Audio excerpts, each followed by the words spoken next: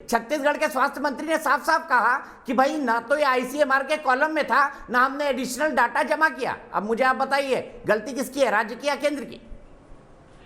देखिए दीपक जी, मैं तो बहुत हतप्रभ हूं कि केंद्र सरकार और क्या इस पर राजनीति उचित है जो राहुल भार्गव जी ने उठाया मुद्दा? नहीं, मैं राहुल भार्गव जी की बात को आगे बढ़ाता हूं। मैं हतप्रभ था ये बयान पढ़ के कि केंद्र की सरकार ये जवाब कैसे दे सकती है कि राज्यों ने ये जानकारी मुहैया कराई, उसके आधार पर हम कहते हैं कि कोई भी मृत्यु ऑक्सीजन की कमी से नहीं हुई। बेसिकली कोरोना वायरस बीमारी क्या है? इससे निमोनिया होता है, अर्थात लंग्स जो कि ऑक्सीजन एब्जॉर्ब करते हैं और कार्बन डाइऑक्साइड छोड़ते हैं, उनकी क्षमता कम हो जाती है, ऑक्सीजन सैचुरेशन कम होता है, इसलिए वो कार्डियक अरेस्ट में बदल जाता है या दूसरे ऑर्गन को अफेक्ट करता है और डेथ हो जाती है।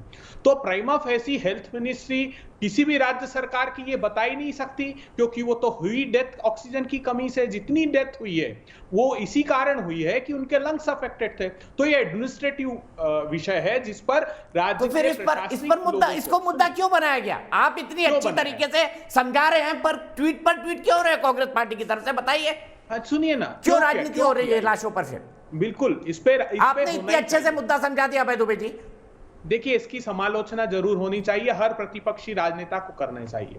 ये मेरे पास कैबिनेट सेक्रेटरी की मीटिंग के मिनट्स हैं, ये हैं 1 अप्रैल 2020 की। कैबिनेट सेक्रेटरी साहब सारे स्टेट के चीफ सेक्रेटरीज को कह रहे हैं कि चूंकि डिजास्टर मैनेजमेंट एक्ट है उसका सेक्शन 10(2)(1) में हम डायरेक्शंस इशू कर रहे हैं, तो भविष्य के भारत के लिए अनिवार्य है कि आज जो हमारे पास 4200 मेट्रिक टन की लिक्विड ऑक्सीजन, मेडिकल ऑक्सीजन की अवेलेबिलिटी है, भविष्य के भारत में हमको अधिक लगेगी, क्योंकि ये बहुत गंभीरता से बीमारी आगे बढ़ रही है। तो इसलिए हमको जितनी इंडस्ट्रियल ऑक्सीजन है उसको मेडिकल ऑक्सीजन में कन्वर्ट करनी। इंडस्ट्री के लोगों को भी बुलाया गया वीडियो कॉन्फ्रेंसिंग के साथ। अब होता क्या है, इसी दौरान केंद्र की सरकार इस नोटिफिकेशन के बाद, इस सर्कुलर के बाद 9301 मेट्रिक टन ऑक्सीजन एक्सपोर्ट कर देती। मतलब इससे उनकी गंभीरता समझ में आती है कि वो केंद्र की सरकार कितनी गंभीर थी। मैं क्यों कह रहा हूं?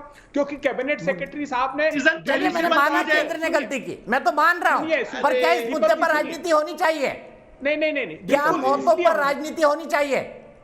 इसलिए होनी चाहिए कि राज्यों की जो क्षमता है वो कैबिनेट सेक्रेटरी साहब ने बताई, और ये भी बताया कि उड़ीसा में कैसे सरप्लस होगी, हिमाचल प्रदेश में कैसे सरप्लस होगी, उसको मैपिंग करनी। उन्होंने कहा उसके लिए क्रायोजेनिक कंटेनर्स और हमको प्रेशर स्विच एब्जॉर्प्शन प्लांट 162 लगाने, ये सारी रूपरेखा तैयार है। उसके 1 साल बाद तक कोई मीटिंग नहीं की। 15 अप्रैल 2021 को दूसरी मीटिंग करते हैं। झूठ बोलते हैं जिस तरह से Rahul Gandhi TV doctor Manoj Yadav Twitter के ऊपर झूठ बोलते हैं। अभय दुबे भी आखिरी बात करने दीजिए। ये इसलिए सुन लीजिए, अभय दुबे बहुत बोल दिया आपने। मोदी सरकार, एक मिनट, मोदी सरकार अपनी सत्ता का ऑक्सीजन बंगाल में ढूंढ रही थी।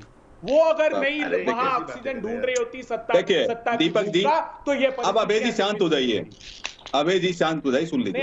देखिए अभय जी, इतना बड़ा सैलाब कोई प्रिडिक्ट नहीं कर सकता था। दीपक जी, आप कितना भी बोल लीजिए, कितनी भी तैयारी कर लीजिए, इतना बड़ा सैलाब कोई नहीं जानता था।